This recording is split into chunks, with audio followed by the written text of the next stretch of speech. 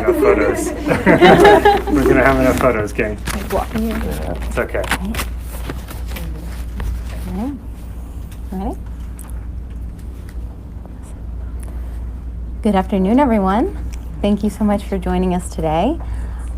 We're here today to talk about legislation that I have introduced in the Senate and that Assemblymember Kim has introduced in the Assembly to establish something called the Inclusive Value Ledger, or the IVL. Much of the work that is performed in our society every day, such as the reproductive labor that sustains our families and our households, the volunteer time that's spent maintaining public spaces, it's labor that goes unpaid. And even though it serves an indispensable role in our communities need to take advantage of new financial technologies that afford us the ability to create a complementary currency and public payment platform that's designed to capture this undervalued work and reward people who help others and who help our environment. The Empire State Inclusive Value Ledger would do just that. The IVL will capture and monetize the work of a stay-at-home parent who takes care of the family, or a volunteer who does park cleanups, and transform it into spendable care points to be exchanged through a secure and smartphone-accessible digital platform. For centuries, the labor and value creation that's produced in the care economy, especially women's labor, has gone unremunerated.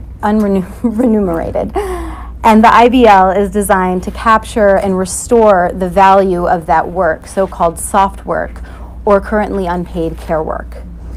I'm thrilled to be here today with Assemblymember Kim, who has joined me in introducing this legislation to establish the Empire State Inclusive Value Ledger. We've seen how the failure to recognize the value of care work is also at the root of so many major social problems. It contributes to the disproportionate poverty among women who do most of the care work and among children. By failing to invest in care and education, we perpetuate a cycle of poverty. Our goal through the IVL is to restore the original purpose of money. It's to store and exchange value in order to boost local commerce activities and build a resilient state economy. So here with me today is Assemblymember Ron Kim, who will speak more about the legislation. Thank you, Senator.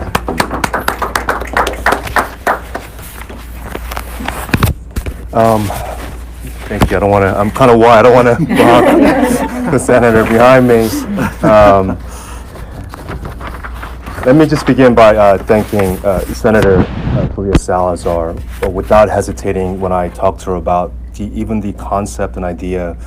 She got it. She understood of an economy for hundreds of years that undervalued and unvalued and devalued women's work and reproductive work, and we need to really undo and unrig an economy so that works for everyone in our society. So thank you for taking this challenge on. We can see the symptoms of an economy based on scarcity all around us, but most of us can't even see them because we've been conditioned to look the other way and not care. What do you see when you see a street vendor on a subway platform getting arrested by 5 cops? What do you see when you see seniors committing Medicaid fraud at local senior centers and pharmacies to collect a few $100s of spendable cash every month? What do you see when you see a homeless folks getting violently beat up and even killed on the street? What do you see when you see a sex worker jumping from a 4th floor balcony to her death during a targeted police raid? We see communities filled with abundant resources and wealth, but a system by design that devalues people and only rewards those who conforms to an extractive and exploitative economy. And for my low-income, migrant, and unbanked constituents, conforming and fitting into former economies mean borrowing money from predatory lenders at 30 to 40% interest rate. In fact, online predatory lenders give out more than $3 billion to unbanked folks in New York City alone. In this impossible, cutthroat, extractive, win-lose climate, can you really blame our constituents trying to make a living in informal economies? We've been desensitized to the violence and ugliness that comes with the symptoms of a rigged economy, and many of us end up blaming, shaming, and dehumanizing those who are just trying to survive. Well, we're here to stand up for all those who feel like their values have been left behind. We see value and worth in all people in our neighborhoods. This is our first objective for Inclusive Value Ledger. We want to redesign, or rather restore, as the Senator said, the goal of money, which is to store and exchange as much value between people. Right now, money has become a medium for us to devalue and dehumanize each other. Instead, our public Venmo system will facilitate the valuing of people, especially those who care for each other and our planet. Imagine living in a world when we see seniors hustling for cash, workers in former sectors like unlicensed street vendors, day laborers, and sex workers, or seeing homeless folks on streets. We don't blame and judge any of them. Instead, we wonder, how the hell do we manage to not capture their worth in our community that has so much wealth and value flow? Thanks to the work of Dr. Robert Hockett, the chief architect behind Inclusive Value Ledger, we have a roadmap of making money public and more inclusive, green, and caring. With that, let me bring up Bob to discuss why IVL is critical to the Green New Deal, and he will also dive into the technical and legal framework of IVL. Thanks, Ron. So it's really an honor to be working with these two visionary legislators on the IVL in particular. I don't want to get too technical. I'm going to try to keep things really simple. So here's what I'm going to say. We live in a society that is said to be a commercial society. We have an economy that is said to be an exchange economy. We don't have a government that produces everything and then distributes it or rations it out to people like the old Soviet Union say. We have an economy that we claim is predicated on exchange, and again, a society that we claim involves commerce. Now, if we're true to that claim, right, if we're really serious about saying that we have a commercial society and an exchange economy, then we have to have at least three essential infrastructures that we don't actually have, right? Or at least that we don't have in their complete form, right? The first infrastructure that is absolutely prerequisite to a real exchange economy and a real commercial society is a payments infrastructure, a payment system, right? The second is a banking system. You can think of the payment system as a system through which we transfer value. You can think of the banking system as a system through which we store value. Typically, it's the stored value that gets exchanged, and so we typically link up a payment system with a banking system. Finally, thirdly, we need some method, as the Senator said, of remunerating certain kinds of work that the market itself isn't good for remunerating, that the market alone will not adequately remunerate. In particular, the kinds of value-adding activity that is not sort of sold on a market, right? That is public benefiting valuable activity, right? Public value creation, public value dissemination. You need some method of compensating and encouraging that kind of value productive or value additive activity. That's another essential infrastructure. Now note what we have. We don't have any of those three in the proper sense, right? When it comes to a payment system, we do have coins and paper currency. Those are referred to as petty cash. Most payments that are made, most of the money that people transfer to one another, they transfer over electronic payment platforms. It can be Venmo, it can be PayPal. More commonly, it's bank cards, right? Chip cards and magnetic strip cards.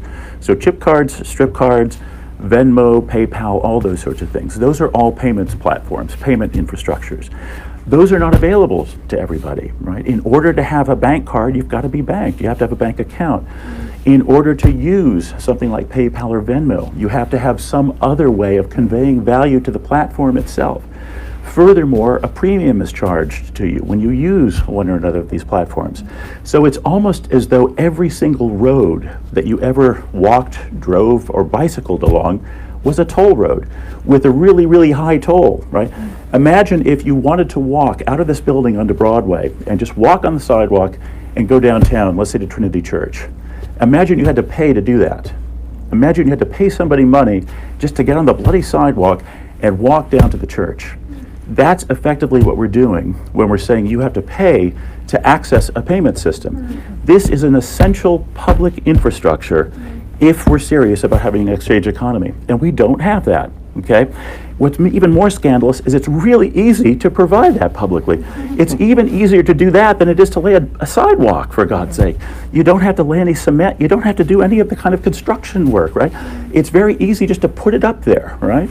Facebook is threatening to do that every day, right? Why should Facebook be doing that? They're just going to take all of your information. We can do that. It's very easy. It's almost costless. That's the first point. Banking. We've all heard about the unbanked and the underbanked. It's an immense problem. You guys have probably read the stats, right? Somewhere between a quarter and a third of people are at least underbanked. Many of them are unbanked. That's an essential infrastructure that goes with the payment system. For one thing, you can't access the payment system most of the time unless you have a bank account. For another thing, even if you can access some form of payment system, if you don't have a bank account, it's pretty hard to save money. The thing that got me into finance and law in the first place was when I decided as a sort of experiment to live with a bunch of homeless friends under a bridge in a camp to figure out why they were homeless and what was going on. One of the first things we discovered, or at least that I discovered, they had known it for years. I get kind of choked up when I remember this. These guys couldn't save money. They said it would burn a hole in their pocket. They worked like crazy and they made tons of money washing cars, washing windows, all sorts of stuff, but they couldn't hang on to it because it would burn a hole in the pocket, as they said. So I had an apartment and I would let my friends come up sometimes to use the shower before doing a job interview or something. And at some point we noticed, well, I got a bunch of shoe boxes around. Why don't we write people's names on these shoe boxes, put a little ledger inside of the box. People can make deposits in these boxes. We'll initial the ledger, each of us, for deposits and for withdrawals. And several of my friends earned up or saved up enough money actually to pay union dues and get decent paying jobs at an automobile manufacturing plant. This was incredible. I would never have guessed that it was that simple, that the simple lack of a savings vehicle, the simple lack of banking would prevent them from entering a properly remunerative economy even when there were jobs to be had. Of course, there aren't that many good jobs to be had these days, but even when there were, they couldn't. So we need access to banking. The IVL does that too, because the digital wallet that goes with the IVL, to which every New Yorker would be entitled as a birthright, and which every business in New York would also have, is effectively a bank account for digital payments purposes, right? So you've got both the banking and the payment system. Finally, third, infrastructure. Maybe I'll be a little less choked up about this one, but maybe not. There are lots of valuable things that people do, as I noted before, that are publicly valuable things, that aren't market exchanged things. And the state of New York would love to be able to incentivize more of that value creation, more of that productive activity. But consider what stands in the way of their doing that now. What are you going to do? Send them a check? And if you send them a check, how do they monetize that? You can't spend the check, especially if you don't have a bank account and you don't have access to a payments platform. So what do? You go to a check cashing service, and they take a third or some huge amount of that check, and you just get a little piece of it. And that's just ridiculous. I mean, that operates as this immense drag, this immense impediment for the state actually adequately and properly to reward productive activity. The IVL takes care of that problem too, because now, as long as you can verify that you've done some kind of appreciable care work, which, by the way, saves the state budget tons, as long as you can show that you've done that, the state could instantly remunerate you for it. Doesn't have to worry about finding an address where they can send a check to you. How do you do that if people are homeless? Doesn't have to worry about a third of the check being taken by these extractive check cashing services. It just immediately credits your IVL wallet. And then you can make payments among yourselves from wallet to wallet. So we have a complete payments infrastructure, a complete payment system, kind of like a proper sidewalk system, that enables then the same kind of interchange that we do on sidewalks all the time, getting to place, but in the form of exchanging value, a way of storing value, and a way of receiving value. Those three things, it's completely transformative. You'll see the New York economy explode with activity and production, and you'll see a much more just and much more efficient state economy as well. Okay, thanks. Thank you.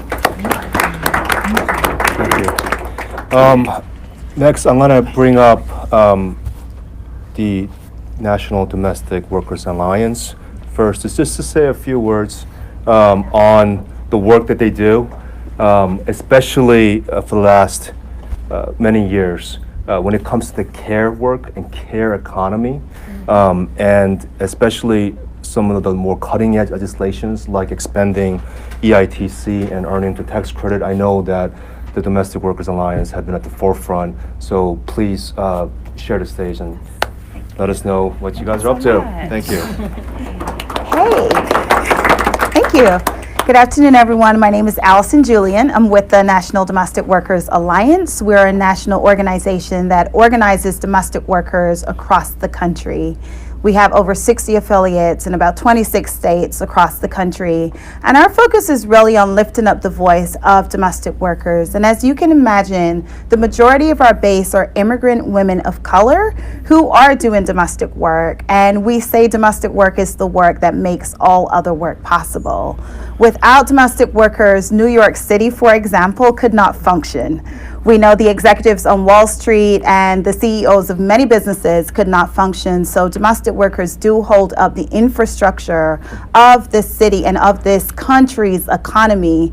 And oftentimes, because of this kind of work, domestic workers are excluded from major labor laws across the country. They're excluded from many conversations as it pertains to the economy and the statistics of what domestic workers are doing. So we're really grateful to be here today and to think through more how we can also possibly get involved in learning how IVL works and how our community can also benefit from this. Thanks for having us. Thank you. Next, I would like to bring up Council Member Chris Hewitt, who is also the Executive Director of Hudson Valley Current, which is an upstate-based community currency program that's years in the making, which finally launched the first phase a few months ago. Chris Hewitt, everyone. Thank you.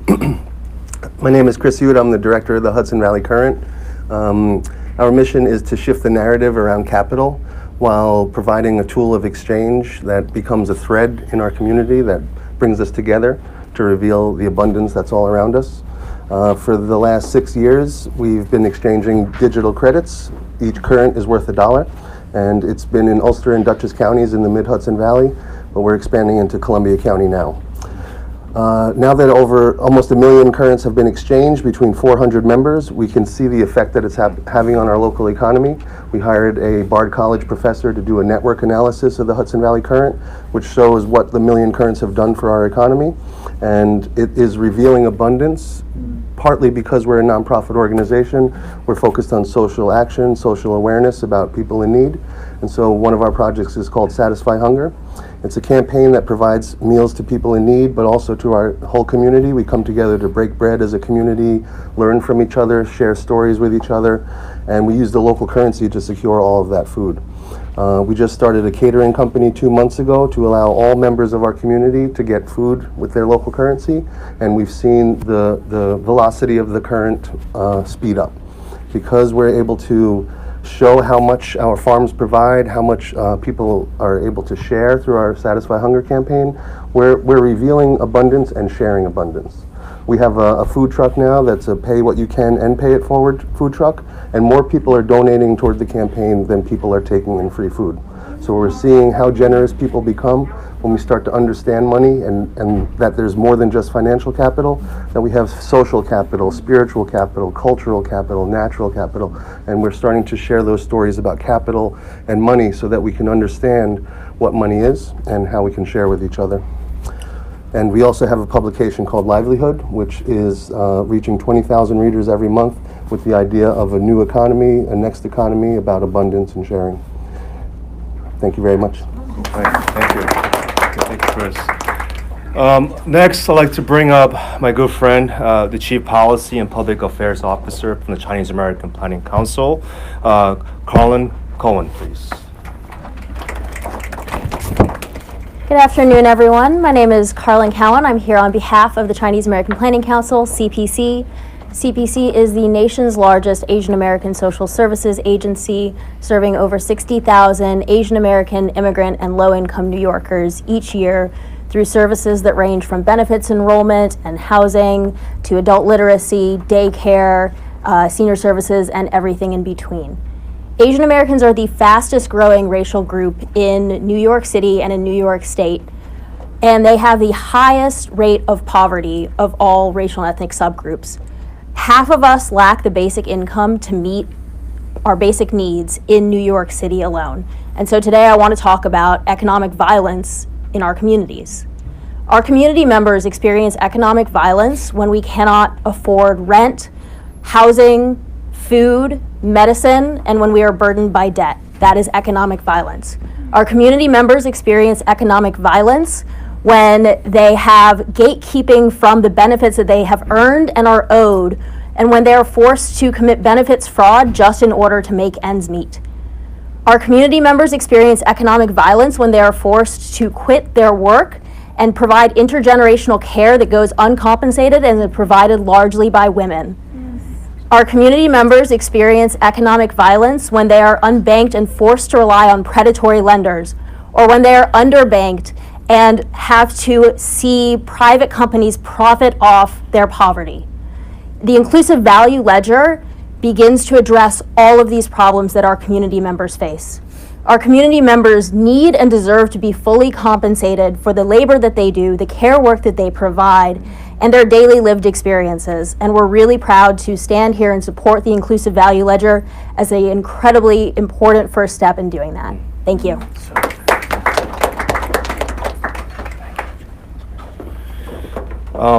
Before I bring up my good friend, the last speaker, I'd like to also acknowledge Stephen Cesarini, who gave up everything in the private sector many years ago to go on a global journey to on your great, what was the name of the bus that Gratitude. The Gratitude Bus. So sharing gratitude all around the country. So thank you for being here, standing with us. With that, let me bring up Scott Morris, our Chief Development Officer from Qoin with the Q, Qoin Foundation. He just came back from Africa a few hours ago. So thank you for standing here with us. Scott. Thank you for having me, Ron. Hi, everybody. So yes, I'm Scott Morris from Qoin with a Q Foundation. Qoin has existed as an agency supporting communities and creating their own currency supplies and exchange systems since 2007. We recently reformatted into Qoin Foundation and are now serving a global audience of these communities. And as Ron said, I was just in Uganda, before that in Zambia, where we were working with some people experiencing absolute extreme poverty. Basic food, clean water, access to power to keep your cell phone charged. These are daily things you have to be concerned about, but even basic sanitation. Really extreme. And what's stuck with me the most is not those things that they have to worry about that we don't, but it was actually the things that they have to worry about that we do, that we share in common, because they are up against the same struggle, right? The struggle is universal, and we know the struggle is real. And it's about a system that was designed for different purposes than including people into societies and promoting democracy in the economy, and to making sure that everybody's needs are met. And so when we're talking about something like the Inclusive Value Ledger, it is simultaneously very practical in that we're talking about real solutions for things, to problems that people face every day, but it's also a little philosophical. We start asking questions about, okay, well, what is money? What is valuable? Who's defining that, right? And who's involved in realizing these benefits? And so it's my great honor to fully endorse the Inclusive Value Ledger proposal, and to support these communities in coming up with solutions, because this is the beginning of a conversation that allows us to redefine what inclusive democracy and a real market economy that meets everybody's needs looks like. Thank you. Thank you so much. Great. Thank you. I think with that, we'll open it up for some questions by our friends.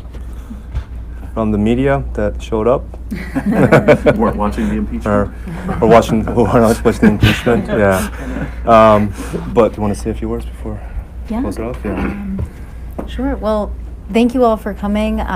This is sort of a novel idea and something that many people haven't considered before and are still trying to grasp. And I think that speaks to how much our society is entrenched in an undemocratic, a less caring economy right now, and speaks to the urgency for us to really transform that and transform the way that we think about money and how value is exchanged. So thank you all for your support in this.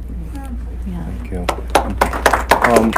And let me also acknowledge Kai Zhang, our executive director for APA task force, who joined us as well.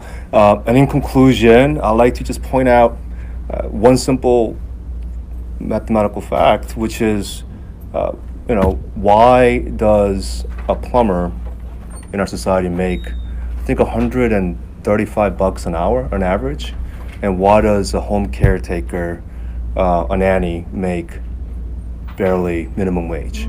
I think barely $20 an hour. And why does Jamie Dimon earn in like 5 minutes what most people earn in a lifetime? Right, Yeah, right. 100 lifetimes. Yeah. Right, right. But as Scott said, like who does the valuing of people's worth in our economy? When we all know that the people who create and add the most value are the people who care for each other and who care for our community and who care for our nature and our planet.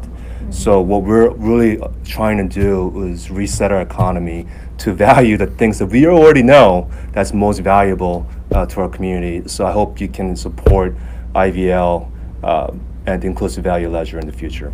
Thank you all.